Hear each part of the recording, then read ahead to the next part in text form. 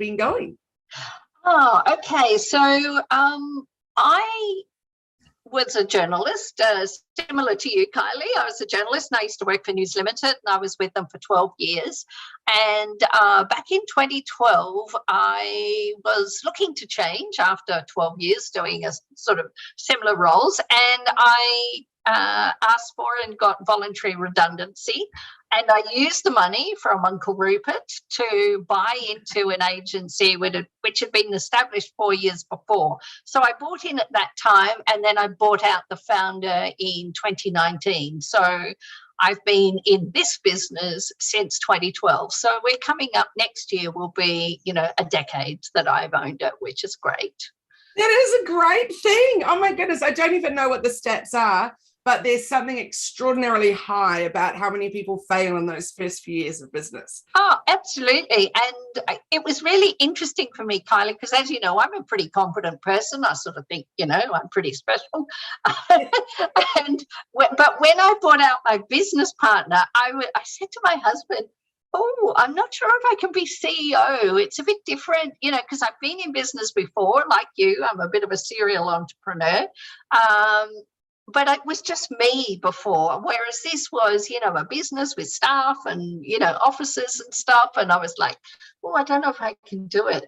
But, now it's been 2.5 years that I've been CEO, and I'm loving it. I have to say, I love it. I love being the boss.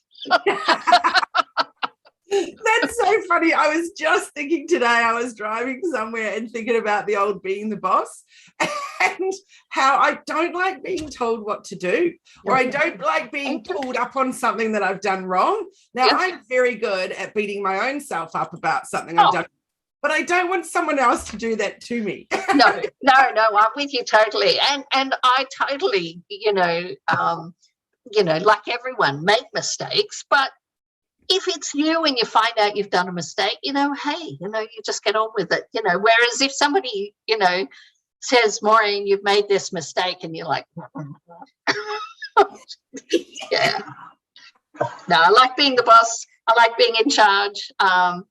And it's really interesting because it's a very different business from what it was 2.5 years ago. Because Kylie, you and I have spoken previously about my business, and I used to have a number of young people who were part-time, and I had 3 of them, and, we were together for years, like 5 years in one case and 7 in another, and 3 for the third person. So, really long-term employees, and I was very, very, well, I still am very fond of them. They're just not employees anymore. But they all were changing in their life. When was it? Earlier this year. So dramatic changes. One graduated, one was in the last year of their master's, one got an amazing position somewhere else, and I didn't want to stand in any of their way. And so this year I've taken on a 3-day-a-week CMO, plus I have 9 VAs. Wow, that's a lot of managing. Yes, and I have taken on staff writers for the first time. So I currently have 3, and I'm taking on another one next week. So I'll have 4 staff writers, plus the CMO, plus my remote team in the Philippines. Amazing, Maureen. And so do you work with anyone in person, or is everybody remote, whether they're in Australia or the Philippines? Everyone's remote. Everyone's remote. Yeah. Pre-COVID, we had offices in George Street in Sydney. I keep saying George Street. It wasn't in George Street. It was in Elizabeth Street in Sydney, ran between Elizabeth and Castlereagh, overlooking beautiful Hyde Park in Sydney. Fabulous. But we got a big contract with a government department, and I was going to be based in Canberra. And we split the business, and it basically ended up there was going to be like 2 people in the office, and I wasn't going to be one of them. And I just said to the team, we're all working from home. That was just before COVID hit. And it was just such a great thing to do. I mean, apart from saving $24,000 a year in rental, it just meant that everybody was safe, and I didn't have to worry about people coming into an office, and, the whole COVID safe plans for for an office with staff coming and going. So, yeah, but what I've done instead is I have virtual offices in about 5 states and in New Zealand. And if anyone wants to come and work in an office, they can. They can just go in for the day or the week, or if they want to work there permanently, they can. But nobody wants to. So it's really interesting, isn't it, how people feel about working from home, and those that have been forced into it, obviously due to lockdowns, etc., and thrived, and those that have absolutely hated it and really need being away and out there and with people and interacting and all that kind of stuff. So how do you find working from home? Oh, no, I love it. I mean, as you know, I live in the Northern Rivers. I live on a canal. So I just turn in my chair. I've got the most beautiful view, you know, of water and hills in the background and the birds. And, you know, it's just heaven out there.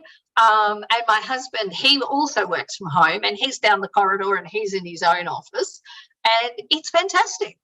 We both love it. And we both have really busy full-time jobs. But we see each other rarely because he's way down there.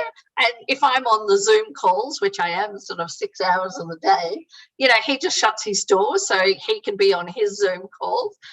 And, you know, we get together for lunch, you know, so I've got someone to chat to at lunchtime. I don't have a commute, and it's perfect. And you can see how light and airy my place is. So it's just a beautiful place to work. I love it. It's so wonderful.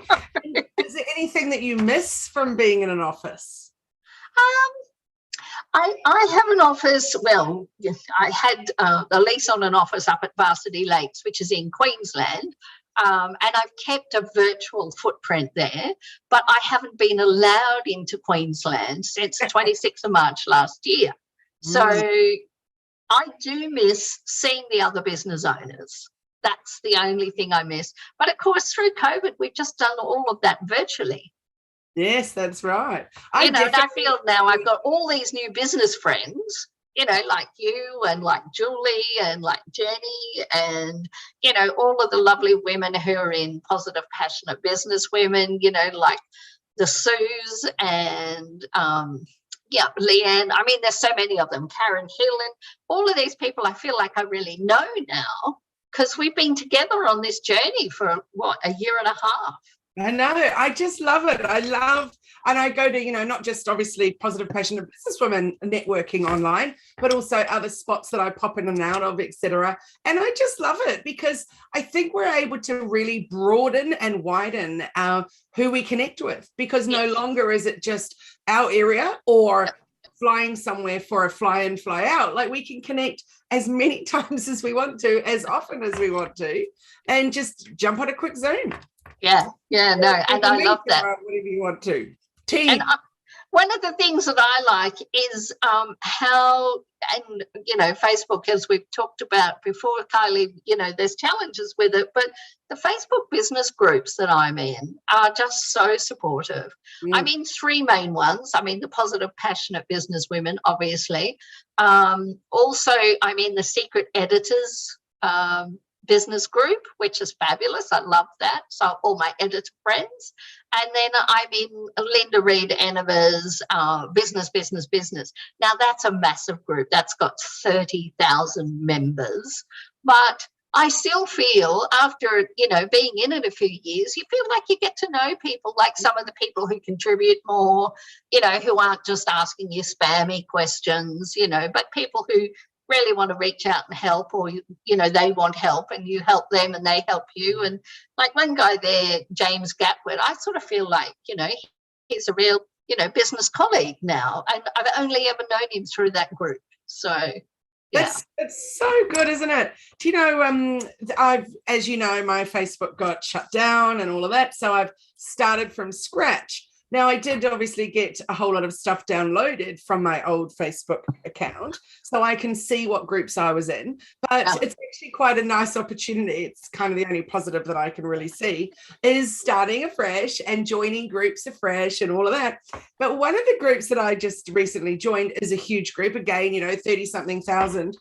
and all about, social media marketing, etc. And the rules in the group are very, very firm about, no spam, no this, no this, no this.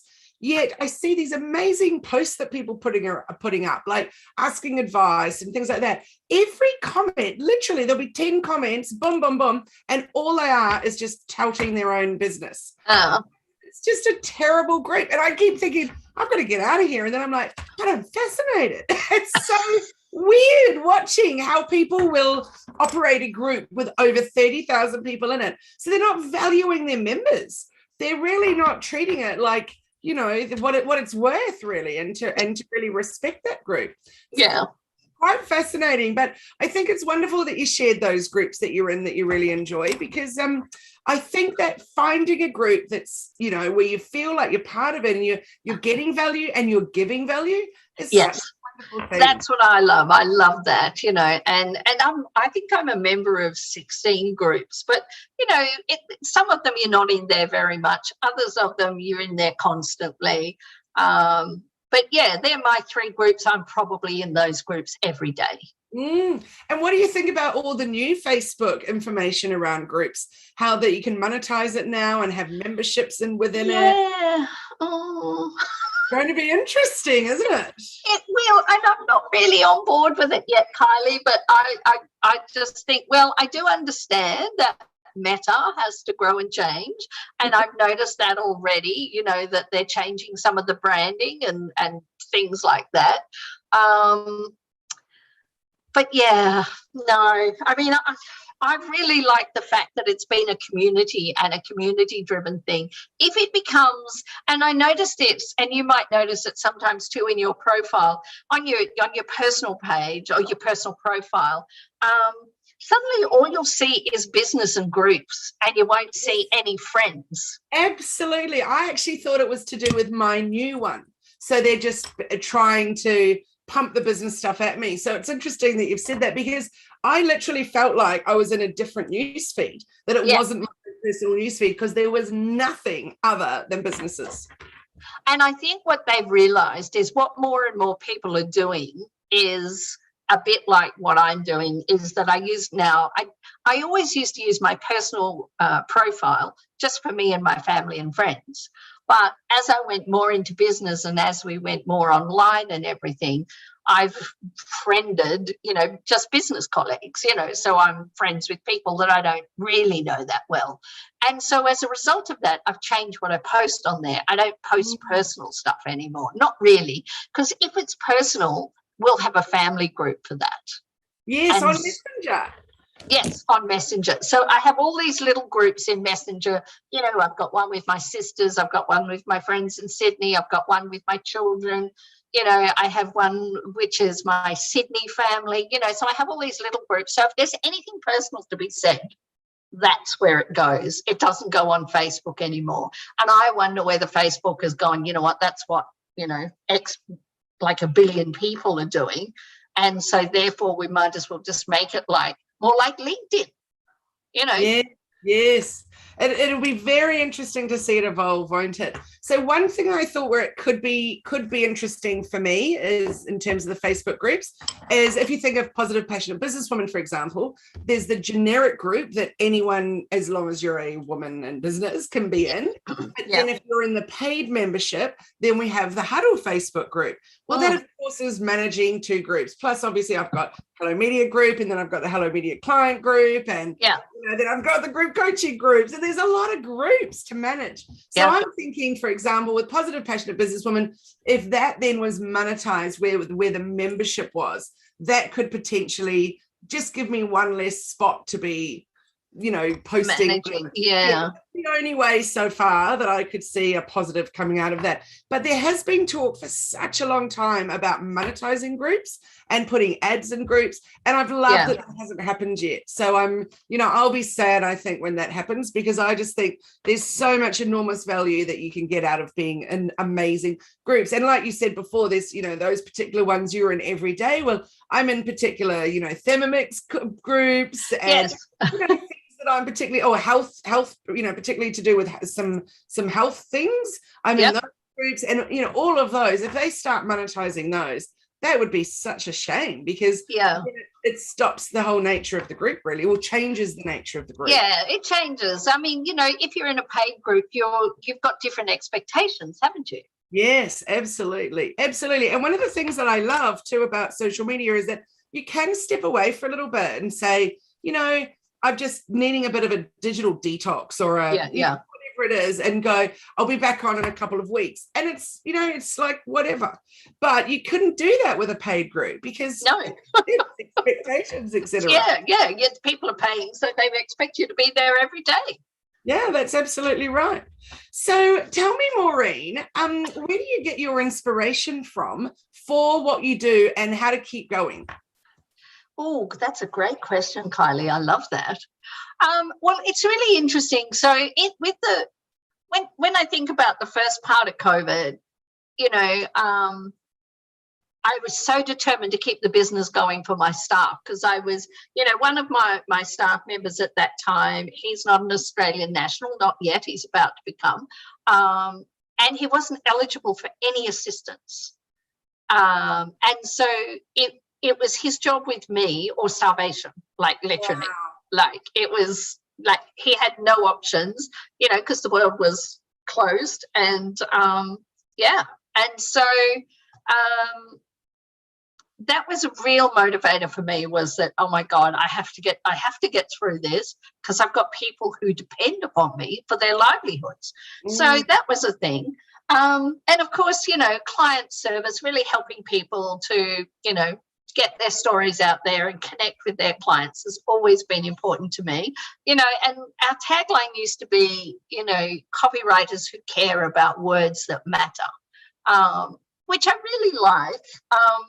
But a lot of people feel that their stuff is not something that matters, Look, if it's a charity, they totally feel that what they're doing matters. But somebody who's like selling mattresses, they don't necessarily feel that the words really matter. But they do, of course, because otherwise the clients, don't get a good night's sleep because they bought the wrong mattress. So, right. That's important. I don't think there's anything more important than a good mattress.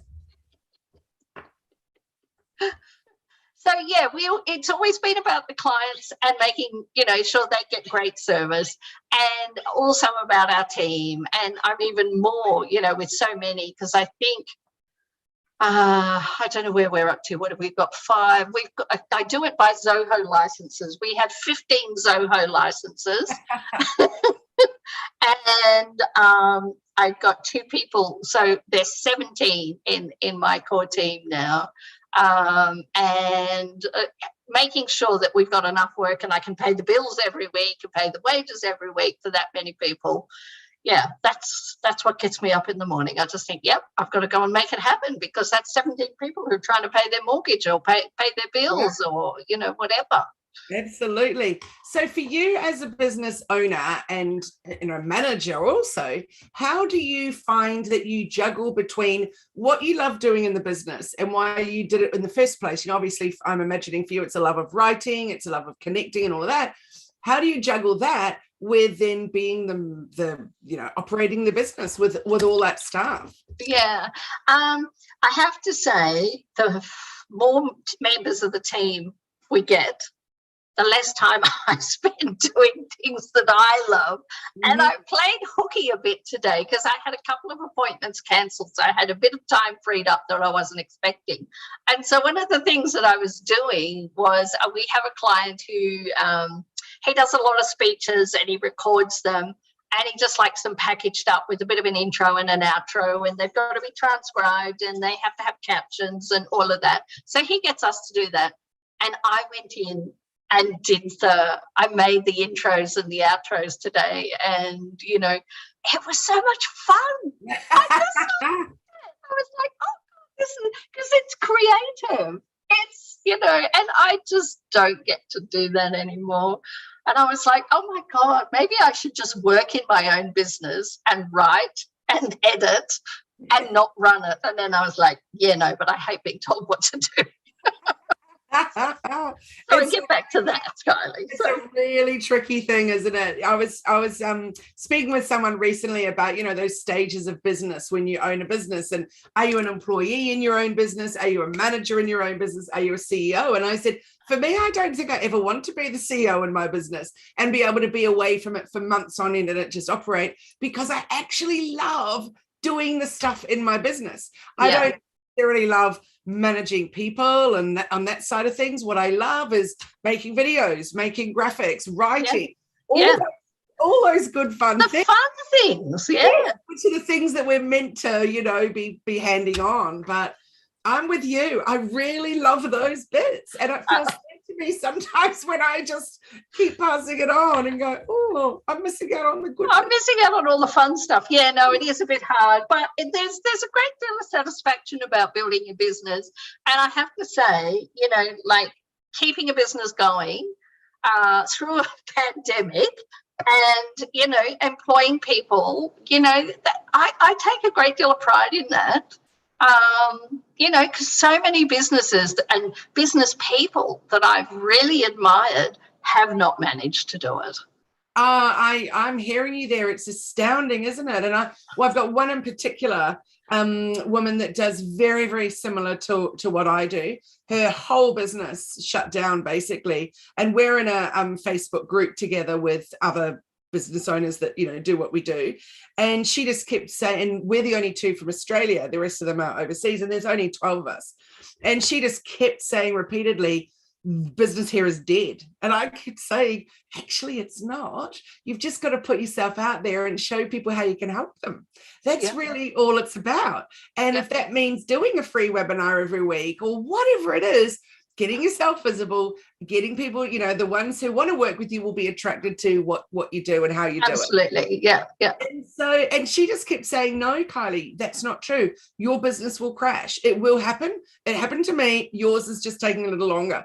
And, it never did. And I just really felt for her, because no matter what I said, that mindset would not shift. Wouldn't change.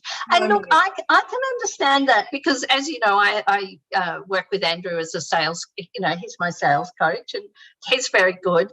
And Andrew, there's no flies on Andrew. He doesn't hold back in telling you what you need to hear. Yeah. And I was saying to him, because cash flow, of course, is my big thing. Always, it's cash flow. Because yes, people can owe you the money, but you've got to get the money in, and you've got to pay the bill, and it's got to be paid by this time, and blah blah blah, and all of that.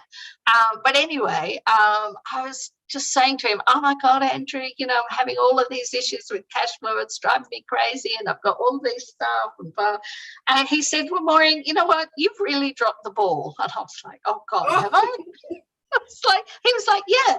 He said, 6 months ago, he said, you always turned up to every meeting, you were commenting online, you were getting yourself out there, you were calling your clients. He said, what are you spending your time doing now? He said, you're managing crises with your staff all the time, aren't you? And I went, yes. And he said, so stop doing that. That's somebody else's job. You need to bring the money in. And if you haven't got the money to pay your bills, it's because you're not doing your job. And, I was like, yeah, harsh but fair.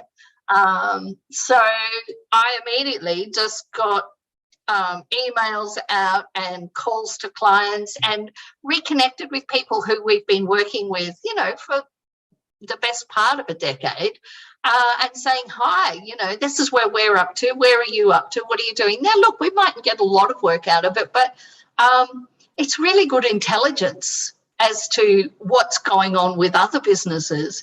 And it's just been fascinating talking to the other, because a lot of them were agencies. We used to get a lot of agency work.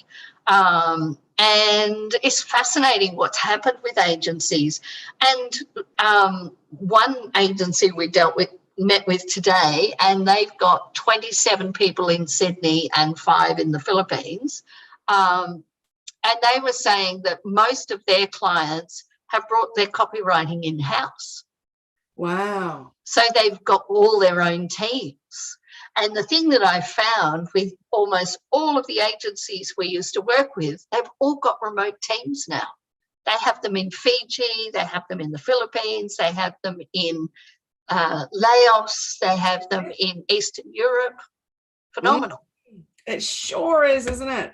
And I just feel my last business, which was an e-commerce business, and I did it all fair trade. That was really, really important for me. I didn't want to sweatshop manufacture and all of that. Yeah. And I really felt strongly about, working with people in countries where their specialty was, a particular thing. And I certainly know, with having my own team in the Philippines, the people that I work with are just extraordinary. Like, oh, yeah.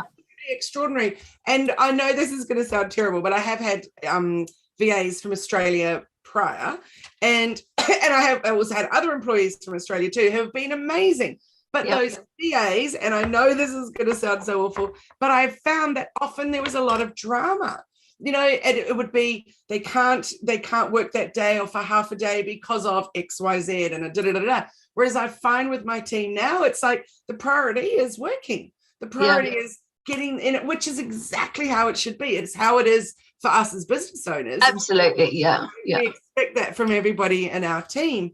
But that for me was always incredibly frustrating. Like, and I totally got it. Like, of course you want to go to your kids' assembly and see them get an award. And of course you want to this and that. And there's a million things. So it felt to me like there was never really a full week ever. Yeah. Think about that anymore with my team. It feels like, boom, we're all in it. We're all super passionate about what we do. And I just listened to this amazing thing the other day that was talking about people that are entrepreneurs and people that are intrapreneurs. And I've never heard that before, but the intrapreneurs are the people that don't want a business and all the palaver that goes on with that, but they are going to be the most amazing person in your business because they love it just as much as you love it. And same goals for your business as you have, and they will help you to get there, and for the greater good for them, for you, and everything else that you do with your business. So I thought that was a really fascinating one. I'm going to look a bit more into that. That sounds good. The entrepreneurs and the entrepreneurs, because I've got a lot of friends that I think would be amazing. You should start that up as a business. You should do that, and they literally will be like, I will never own a business. Look, and I can understand it, because I could go and work because we do these government contracts and they pay very well. But I could just go and do one contract maybe for 3 to 6 months a year and earn as much as I do in my own business. And like, that's all I'd have to do. And I wouldn't have 15 staff and, all of the dramas that go with dealing with that many people. But, then I would be, then it'd just be a job. Then I'd just be clocking on. Then I'd just be being told what to do all the time by someone else. And it's one thing to do that as a contract and, you're rolling out, the service that they're looking for. But it's a completely different thing to do. That's how you earn your living.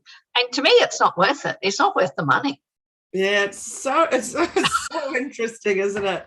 How some of us are born to be our own bosses, and some of us definitely never want to do. Never want to do that, no. So, Maureen, what would you tell other women who are just starting out in business? What do you think you'd really like them to know? Look, I have always in my business had a coach of some sort. And I had this fabulous fellow, John. And look, this might seem such an innocuous little piece of advice, but truly it was one of the best pieces of advice that I ever had in the early days in business. And he said, Maureen, I don't want you to commit to anything that you can't get out of in 6 months. I said, because, you'll think now, today, oh, yes, this will be great. And I want to do, you'll want to do that. But he said, everything can change so quickly, and you need to be able to change so quickly. And his advice was so true in 2 instances. One was when we went to break the lease at our offices in Sydney. They were actually very good about it because of COVID and everything, and they let us do so with only an extra 3 months. So that was fantastic. But in my office in Sydney, which I absolutely love, Kylie, and this I really miss, was we had paid to have installed fast fibre, which is 400 megabits per second speed, which was fantastic, and just unlimited fast fibre. It was like now I'll render a video and it will take so long, whereas there it'll be in seconds, like it'll be done. Like you'd bring down a massive file that'd be 200 or 300 gigs and it'd be there on your desk within about 3 or 4 seconds. It was just phenomenal. But the contract for that continued 18 months after we gave up the office. Oh, no. So I was paying for it and not getting it. Gosh, that's frustrating, and particularly outrageous through COVID. Yeah. I mean, eventually I got them to let us out of the contract because we'd taken it for 3 years. So we had in the end, I paid for 2.5 years of a 3-year contract, and they let me out of the last 6 months. But yeah, and it wasn't cheap, as you can imagine. Speeds like that, it was not a cheap thing. Surely they can't hold you to something for 3 years when a pandemic's going on. Oh yeah, they could. Wow. Yeah, because it was a contract. Wow, my goodness. Well, that's a great tip, Maureen, about not getting into something that you can't get out of. I think that's a really wonderful one. So what would be your biggest top tip that you can share about being a woman in business? So not for anyone just starting out necessarily, but for anyone at any stage of business, what is your top tip that you can share? Believe in yourself. I mean, and I know it's so facile to say believe in yourself, but the more I go on in business and the more I learn about what other agencies do and when I say other agencies, I mainly mean male-led agencies, because they tend to get the bigger jobs and the bigger contracts, and agencies that have been in the same length of time as us, and I've seen their growth. And look, our contracts now, our biggest ones would be up around the $200,000-300,000 mark, but they're dealing with their minimum is $500,000. And I think because as women we swim in a sea of discrimination. It's continuous and constant, and you don't even worry about it because it's just there. So you just get on with it. You don't faff about. You just go, oh, well, that just is, and you just keep going. But when you see how, if this were a male-led agency, I believe it'd be double the size. I really do. So I think if you believe in yourself, if you stick to what you're good at and don't try and, do everything, particularly the things that aren't your strength. And I wish I'd met you 8 years ago, Kylie, with the VAs, because that's transformed my business, getting the VAs. It really has. Isn't it? Extraordinary. It is extraordinary because you can get to a level of professionalism and a level of administration that you just cannot achieve on your own. You just can't do it. And I've spoken to, and I won't name them, but I've spoken to other people, in the bigger Positive Passionate Business Women group who've had the VAs from the Philippines and given up on them, because it's, as you would know, it's a lot of work to get them up to speed, to get them trained. And it doesn't happen instantly in my business, and my business is quite complex. It takes 2 to 3 months before I feel like they know what they're doing. And you have to support them through that. Because if you support them, then they give you, as you know, 100+% back. And, my team, they truly, the stuff they're doing now is phenomenal, just phenomenal. And so I would say, believe in yourself and get help. I think those are two such good ones. I'm with you, absolutely. Be your own biggest fan, and then don't think that you can do everything yourself. Just because you can doesn't mean you should. No. And, so many women in business that I speak to say, yeah, I really want to get a VA, but I just can't afford it. Well, I'm sorry, you just can't afford not to. Because if you think about what you pay a VA, it's not a lot of money, and that frees up your time. Even if it frees up 1 day a week of your time, you can go and get another 2, 3, 4 clients, in that time. And you've more than doubled paying back what you're paying out for a VA. Truly, it's a false economy to not get the help. I totally agree. And even if you don't want to go offshore and have a team locally, you can still find ways to have somebody that comes in 1 day a week and is part of your team 1 day a week or 2 days a week or whatever, because doing it on your own means you're just kind of floating around on your own, doesn't it? It's not, you're not part of a team then, and with a common goal and bouncing ideas around, etc. And then you have to get all of that. And one of the biggest things that I found after being in business with a business partner and then being, the sole director of my own company, I really miss that, having someone to bounce ideas off. Someone who, sure, I can do it with my husband and he's fantastic, but he's not in my business, he's interested, but it's not what he does. Like his business is completely different. Whereas I find the women in the Positive Passionate Business Women group, they're all in the same boat. They get it. And now that I have my CMO, Jen, she gets it. She totally gets it. And so I feel like I've replaced that now, because that was a big loss to me, not having like another adult in the room, like having someone else who understood all the issues and you could talk through stuff.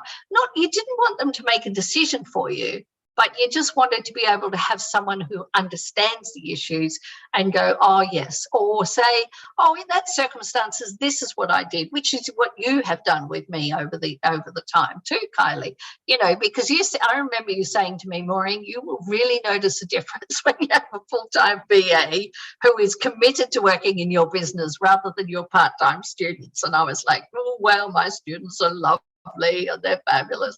And you were right. What can I say? That's so great. Do you know, though, I get on, we have our team meetings a few times a week and we get on together and we have a laugh and we share some stories, and then we will talk, something about some clients' growth, and we have a little clap for each other because, yay, we've had some wins. We can have a few little sorrows at the same time or whatever. But wherever that team is, it doesn't matter, because we're on Zoom together and we are all in it together, and it feels beautiful. I just love it. Yeah, I love it too. I love my business. I love my team. They're fabulous. I mean, I'm not saying that we don't have our dramas. Of course we do. Like today with the Zoom links, nothing was working. And I kept getting all these messages popping up on my screen saying, I'm trying to get in, and I can't. And I was like, oh, God. But, Oh, Maureen, I have to chuckle because we've had a few of those days ourselves lately. Technology, the more we rely on it, the more we realize how difficult things are when it's not working properly. Oh, yeah. Yes, indeed. Well, look, thank you so much. I'm really, really grateful for your time today and chatting with us about a little bit about what goes on at TCC Collective and in behind the scenes of the runnings of things, because I think it's so fascinating and people are always interested in how do other people manage their business and what's important. And for you, clearly it's all about having the amazing team behind you working together and growing. So I think that's just wonderful. So thank you, Maureen, for sharing your time with us. It's such a pleasure and a privilege to have you as part of the Positive Passionate Business Women Huddle. And we'll be putting into the caption how everybody can connect with you on all your socials, et cetera, et cetera. So then people can find you. So I just want to remind you one more time, this is Maureen Shelley from TCC Collective. I'm Kylie Mowbray-Allen from Hello Media, running the Positive Passionate Business Women's online networking group, and I'm hoping soon we'll be turning up in different parts of Australia doing some in-person networking. Can't wait. Very excited. I know. I'm thinking next year. I'm not rushing into it. But next year we've got some new and exciting plans. Okay, fantastic. I can't wait to hear more about that, Kylie. Look forward to sharing that soon. And thanks everyone for joining us. It's been wonderful. And thank you, Maureen. I hope you have a wonderful evening. Thanks, Kylie. Bye.